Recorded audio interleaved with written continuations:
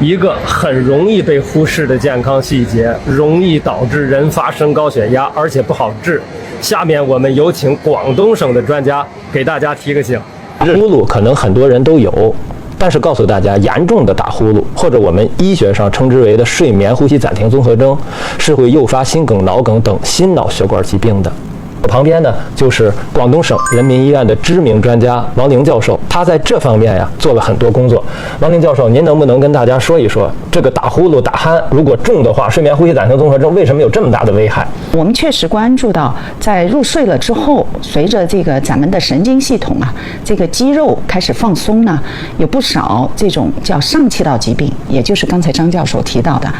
这个打鼾或者叫阻塞性睡眠呼吸暂停，它就会导致这个呼吸的节律不好了。对，甚至有些很胖的人呢，他的呼吸的效率也不好了。对，他的通气量会受到影响。对，那所以呢，我们的循环系统，特别是肺循环，它的气体交换受到影响的时候，包括憋气那一刹那，对咱们的血压、心率，还有每次心脏泵出来的血量，我们叫每搏心输出量，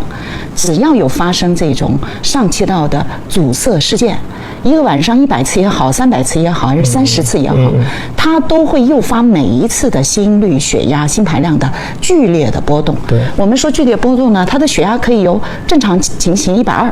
直接上升到180。对，那这种情况呢，是导致我们心脑血管意外的一个非常重要的推手。所以呢，我们会认为，在循环系统本身已经有损伤的前提下，比方说已经心脏收缩、舒张功能不好了，或者说我们的循环系统的动脉高血压了，或者说有代谢，我们的糖尿病、微血管病变了，那它整个循环的代偿就没那么好了。那这个时候上气道疾病的管理尤为重要。把它管好了，可能我们真的是来医院看病的次数会少，对，上医院交的钱也会少。对，而且你的血压，包括其他的代谢指标都有可能是神奇般的改善。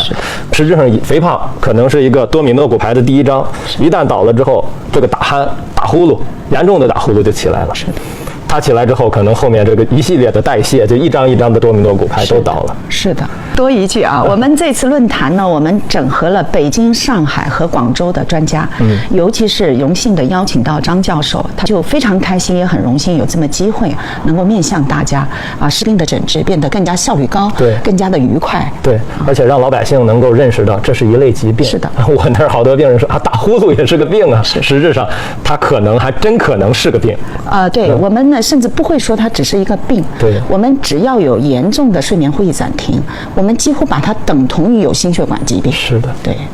谢谢大家，3年学习，王老师。哎呀，这个非常荣幸啊，谢谢张老师。谢谢。